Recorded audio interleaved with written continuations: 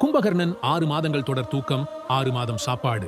இப்படித்தான் நாம் அவரை பற்றி கேள்விப்பட்டிருப்போம். கும்பகர்ணனுக்கு ஏன் இப்படி ஒரு நிலைமை? அவரது இந்த நிலைமைக்கு என்ன காரணம்? வாங்க பார்க்கலாம். நல்ல புத்தி கூர்மையும் நெறி தவறாத வாழ்க்கை முறையையும் இரக்க குணத்தையும் கொண்டவர்தான் கும்பகர்ணன். கும்பகர்ணன் மீது தேவர்களின் தலைவனான இந்திரனுக்கு சற்று பொறாமை. இதனால் கும்பகர்ணனை பழிவாங்க சரியான நேரம் பார்த்துக் கொண்டிருந்தார் தேவேந்திரன்.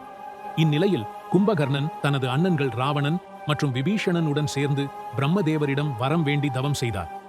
இவர்களின் தவத்தில் மகிழ்ச்சியடைந்த பிரம்மதேவன் வேண்டிய வரத்தை கேட்குமாறு கூறினார்.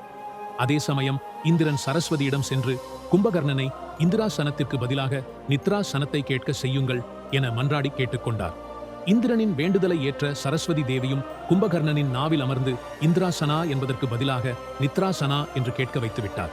தனது தவறை அவர் உணர்ந்த நேரத்தில் அந்த வரத்தை தந்தோம் என பிரம்மதேவனும் கூறிவிட்டார்.